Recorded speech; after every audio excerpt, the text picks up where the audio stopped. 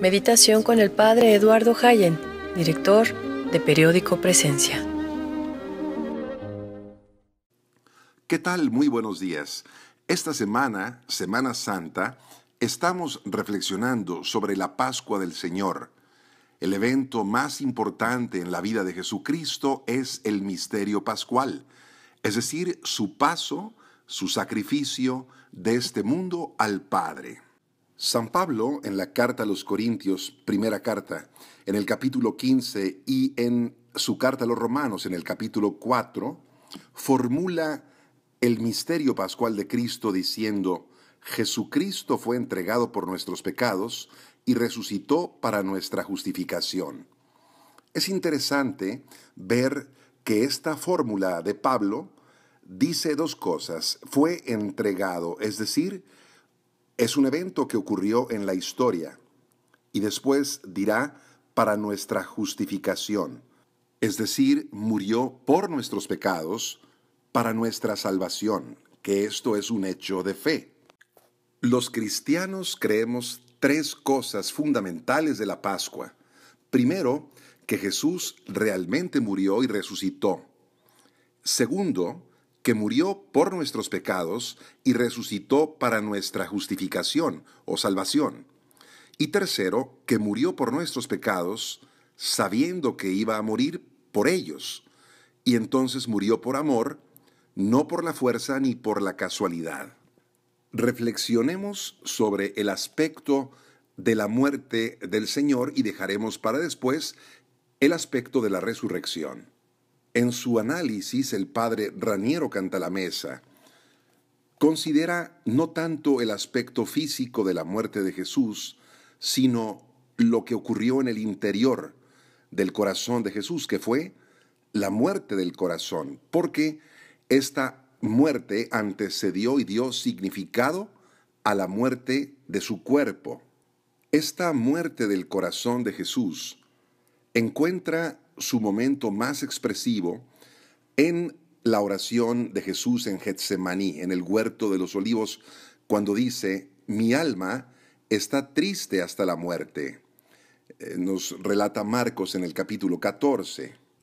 Y dice el padre Cantalamessa que cuando nos acercamos a este misterio, es necesario quitarnos las sandalias de los pies, porque el terreno que estamos pisando es un lugar santo, y es necesario ser humildes y contritos de corazón. Lo que sucedió en el huerto de Getsemaní está relacionado con lo que ocurrió en el jardín del Edén. El pecado consistió en un principio en un acto libre de la voluntad del hombre que desobedece a Dios. Y la redención traída por Jesucristo es la obediencia perfecta y la sumisión absoluta a Dios por parte de Jesús. Pablo lo dice muy claramente en su carta a los Romanos: como por la desobediencia de un solo hombre todos fueron constituidos pecadores, así también por la obediencia de uno solo todos serán constituidos justos. Y el que obedece en el huerto de Getsemaní con una obediencia perfecta es el hombre Jesús que obedece a Dios. El que habla en Getsemaní es Jesucristo, Verbo eterno de Dios, pero habla en el nombre de la libre voluntad humana que asumió. Y se dirige a la voluntad trinitaria que él mismo, Verbo de Dios, tiene en común con el Padre.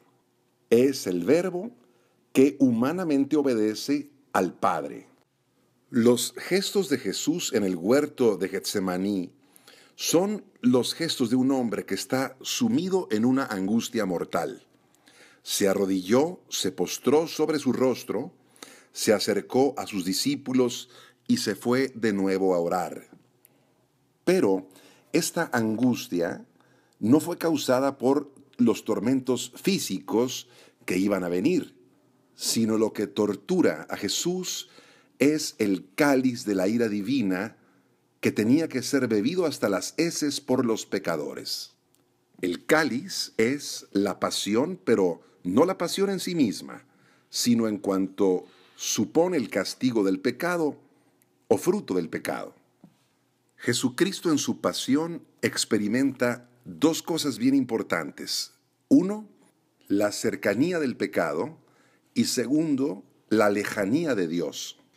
Quienes hemos hecho alguna confesión general de toda nuestra vida en alguna ocasión y al hacer una lista de los pecados que hemos cometido en toda la vida, nos ha venido una especie de horror, de angustia, de desesperación al ver tanto pecado cometido en nuestra historia.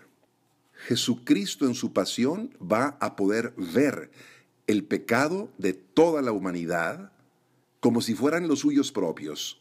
Sabemos que Él no pecó, pero libremente asumió los pecados de toda la humanidad. Llevó nuestros pecados en su cuerpo, dice Pedro en su primera carta. Dios le hizo pecado por nosotros, dice Pablo, y se hizo maldición por nosotros, dirá Pablo en la carta a los Gálatas. Y esta cercanía del pecado provoca la lejanía de Dios. Dios que desaparece y no responde. Y por eso entendemos lo que significa el Dios mío, ¿por qué me has abandonado? Que Jesús pronuncia en la cruz, pero que ya llevaba en el corazón desde el huerto de Getsemaní. Esa atracción infinita de amor eterno entre el Padre y el Hijo, ahora es traspasada por una repulsión infinita porque Dios odia el pecado. Jesús en Getsemaní sabe lo que es la obediencia a Dios y la desobediencia, porque bebió hasta las heces el cáliz amargo del pecado. Se cumplieron las palabras del profeta Isaías en el capítulo 53, y con todo eran nuestras dolencias las que él llevaba, y nuestros dolores los que soportaba. Él ha sido herido por nuestras rebeldías, molido por nuestras culpas. Él soportó el castigo que nos trae la paz.